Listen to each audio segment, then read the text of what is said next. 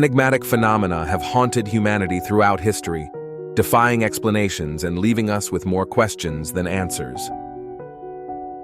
Unveiling the enigma of the White Rajahs. Today, Untold Chronicles delves into the historical enigma of the White Rajahs of Sarawak, a dynasty shrouded in mystery. Their rise and fall left unanswered questions. Section 1. A land of untamed beauty. Nestled on the island of Borneo lies the Malaysian state of Sarawak, a land teeming with breathtaking beauty and a rich tapestry of history.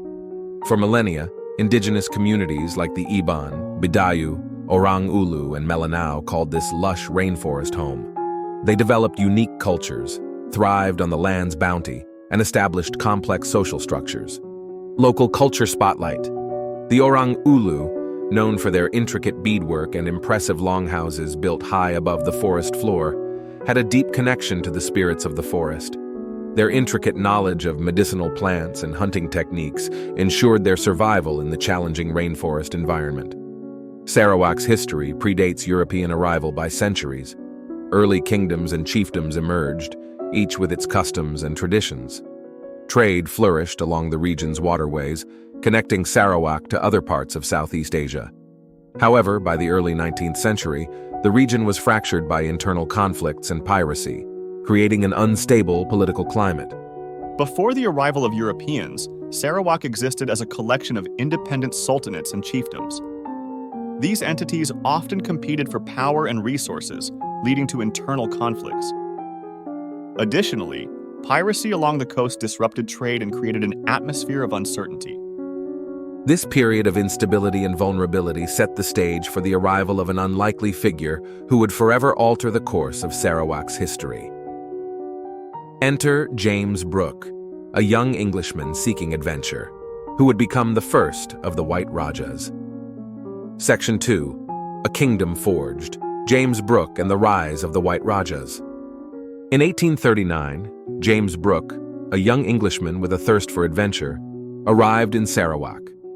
He found himself amidst a complex political landscape. The region was ruled by a sultan, a hereditary title bestowed upon the leader of a Malay state. Understanding Sultan and Raja titles. To understand the power dynamics at play, it's important to explain the titles of Sultan and Raja. A sultan in this context refers to the hereditary Malay ruler of a specific territory. On the other hand, a Raja typically signifies a regional leader, sometimes of non-Malay descent, who holds some level of authority within a sultanate. With this context in mind, let's return to James Brooke's arrival in Sarawak. Brooke's arrival coincided with a period of decline for the Sultanate of Brunei. Internal conflicts and European contact had weakened their power, particularly their naval capacity. This created an environment of lawlessness, with rampant piracy plaguing the region. The decline of the Bruneian Sultanate created a power vacuum that James Brooke was able to exploit.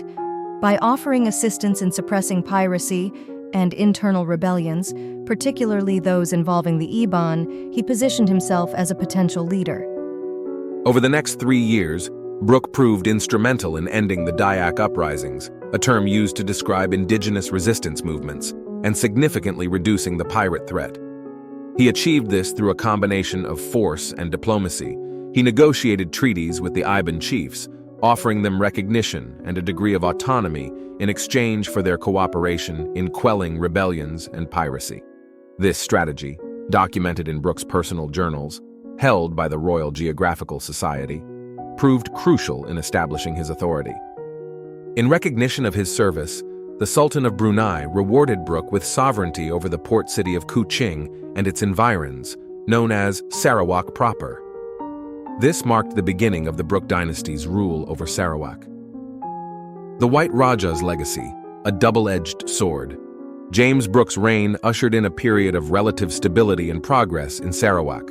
He implemented reforms aimed at curbing piracy, fostered international trade, and invested in infrastructure development. He also played a crucial role in suppressing the Chinese gold miner rebellion led by Liu Shanbang in 1857, with the Iban chiefs proving to be his most loyal allies. It's important to note that James Brooke's legacy is complex. While he brought stability and economic progress, he also expanded his territory through conquest and established himself as an absolute monarch. His writings reveal a paternalistic attitude towards the indigenous population, though he did strive to preserve some aspects of their cultures. A careful balancing act characterized Brooke's rule. He maintained good relations with the British while also working to secure the loyalty of the local population. A council of local chiefs, the Council Negri, served as an advisory body throughout his reign. The inclusion of the Iban chiefs in this council, as documented in Sarawak's historical archives, is a testament to Brooke's attempt at incorporating local voices. James Brooke spent much of his reign stamping out piracy and local practices like headhunting. He also banned slavery within Sarawak. However, accusations of excessive force against indigenous people during his campaigns, particularly the Iban, tarnished his image to some extent. As Dr. Hassan points out, Brooke's methods were not without controversy. We'll delve deeper into the challenges and complexities of his rule, including the impact on indigenous communities, in the next section. However, it's undeniable that James Brooke's arrival marked a turning point in Sarawak's history, leaving a legacy that continues to be debated today. Section 3. A Legacy Unraveled. The End of an Era. The reign of the White Rajahs endured for over a century, from 1841 to 1946, shaping Sarawak's history in profound ways. But as time progressed, the initial promise of stability and progress gave way to new challenges and controversies. The evolving landscape. Charles Vyner Brooke, the last of the White Rajahs, inherited the throne in 1917. He inherited a kingdom that had undergone significant development during his father's reign. However, new challenges emerged that would ultimately lead to the demise of the Brooke Dynasty, the rise of nationalism and the changing world order. By the early 20th century, winds of change were sweeping across the globe. The rise of nationalism and calls for self-determination began to resonate in Sarawak as well. The local population, particularly the educated elite, including the Iban intellectuals who had received Western education, increasingly questioned the legitimacy of foreign rule. The White Rajahs had maintained a degree of autonomy from the British, but their power ultimately rested on British support. As the global balance of power shifted, the British saw less strategic value in Sarawak, weakening the Rajah's position. Furthermore, the discovery of oil reserves in Sarawak made the territory more strategically important. The British became increasingly concerned about the potential influence of other colonial powers in the region. Dr. Karim highlights a crucial point. With the decline of British support and the rise of nationalism, the Brooke Dynasty faced mounting pressure. A fragile pact. In 1888, Charles Brooke, fearing encroachment from other European powers, formally requested British protection. This initial agreement established a loose British role in Sarawak's affairs. However, by the late 1930s, the British sought a more formalized arrangement. In 1941, with the outbreak of World War II, the British pressured Charles Vyner Brooke to cede control of Sarawak's defense and foreign policy to them. This essentially turned Sarawak into a British protectorate, further eroding the autonomy of the White Rajahs. The Japanese occupation and the end of an era.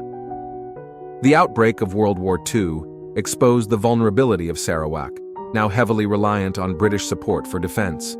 With British forces preoccupied elsewhere in Asia, Sarawak fell to the Japanese invasion in December 1941.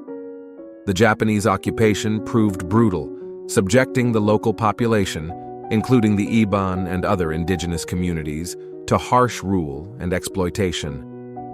Following the war, Charles Vyner Brooke, lacking the resources to rebuild and facing a population yearning for self-determination, was persuaded to cede Sarawak to the British Crown in 1946.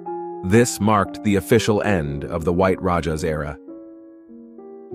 Now let's delve deeper into the complex legacy of the White Rajahs in Sarawak. Let's start with the economic and social development that occurred under the Brooke Dynasty. What are the positive aspects of their rule, considering the impact on various communities? The White Rajahs undeniably ushered in a period of relative stability and economic progress in Sarawak. James Brooke, the first Rajah, played a crucial role in suppressing piracy, which benefited trade for all communities. Additionally, the Brookes invested in infrastructure projects like roads and bridges, facilitating trade and communication within Sarawak. They also established schools and hospitals, leading to advancements in education and healthcare, though access to these services may not have been equal for all ethnicities. Did this development come without any costs? Unfortunately, no. While the Brooke Dynasty brought some positive changes, their methods of expansion and governance were not without controversy.